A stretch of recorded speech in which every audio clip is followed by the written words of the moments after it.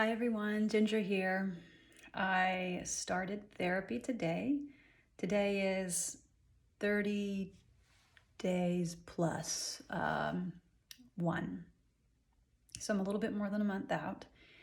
And I'm just now able to start physical therapy due to some of the complications, so the seroma and the limitation of my motion, meaning only being able to raise my arm to around 90 degrees in order to let the seroma resolve, means I have some really gnarly scar tissue. And if you're out there and you're experiencing that, I know, even as a PT, I have fear about, regaining all my function. So this morning was my first PT session, and I had a wonderful PT who's gone through the process herself, and she gets it personally. And as a certified lymphedema therapist, of course, she gets it professionally too. So I know it's easy to feel fearful of movement or afraid that, you're not going to regain your function. Right now, I struggle to do basic tasks through the day. I'm left-handed, but I can't, chop an onion with this hand or push and pull on the car door with this arm. Getting dressed is still difficult. So I'm putting a few tips in the written part of this post for you on getting dressed because both OT and PT are important. I would suggest that if you're having difficulty with everyday activities, that you request OT. It may only be short term that you need OT, but if you're on your own, it would have been impossible for me to go through this process without support, help getting dressed, help in the shower. It is made far worse if you're on your own. So if you need OT, please ask for it, and don't be afraid to ask for it. If I didn't know the things that I know about OT, I probably would have benefited from just a single session of, them showing me how to get dressed and stuff. So I just want to encourage you that there are resources. They won't necessarily be offered to you just because the rushed, busy medical system we're in, they don't necessarily, and all caregivers don't necessarily have all the time they want to spend with you. So it's not that they're being negligent or not uncaring. It's just that our system is overworked. So please make sure that you ask for OT, especially if you're on your own. That will help you out a lot. So I started PT today, finally, but I'm still going to be limited in what I can do because I woke up this morning and the seroma is still wanting to fill. But my opening, the incisional opening that was made is now closed. So there's nowhere for that to go. Hopefully it will begin to resolve on its own because it is smaller. But in my PT, I'll be working on lymphedema management, manual lymphatic drainage, or MLD.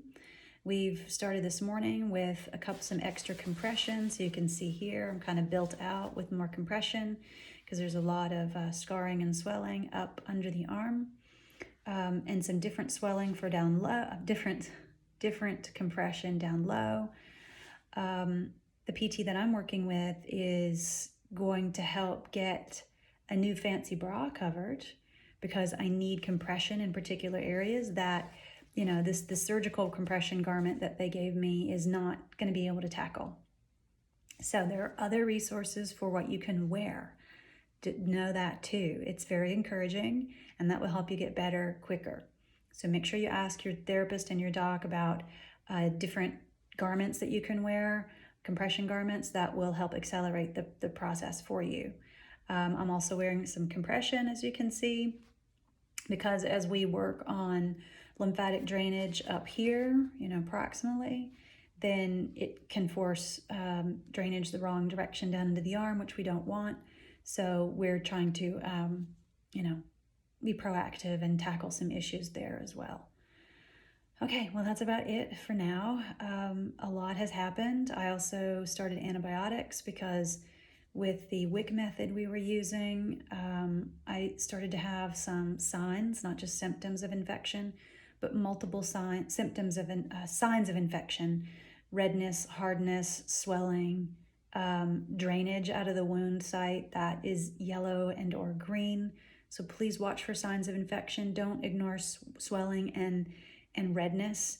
It may not just be that you're healing. It could be that you're, susceptible like I was. I was already at higher risk for that infection. So I'm tackling that as soon as I can get an antibiotic that I'm not allergic to. And I'm working on that now. So that's why my eyes are a little bit tired, because I'm not sleeping that well due to some of the side effects of the antibiotics. So as I've been telling a lot of friends who've asked me how I'm doing, because you don't want to ever sound like it's all about you, or it feels self-centered to answer that question all the time. How are you? It just feels self-centered, when you constantly have to answer it. And I love the concern that people have, but I try to also keep a bit of humor in it when people ask me, how are you doing? I'm like, well, 2020 is the gift that keeps on giving. When you think you're getting better with A, B happens. I start antibiotics and what? I might be allergic to these. So 2020 is a gift that keeps on giving. And for all of you out there who are experiencing, similar difficulties, that it seems like you just can't get over these hurdles, which is what it's been for me, hang in there. You can get through this. It sounds trite, but because I'm going through it and I feel it and I'm trying to stay positive, I want you to stay positive too. There's so much that PT and OT can do for you. Don't ignore any of those signs: redness, swelling, all the signs that I mentioned. And you'll get through it, and you'll get better, and you'll get your function back. So that's my encouragement for the day. That's where I am. I'm going to be doing PT 3 times a week for a little while so I can get back to work. Work is very difficult. Daily activities are very difficult. So I get it. I know what you're feeling. But we'll get through this, and I'll see you on the next video. All right. Keep the hope up.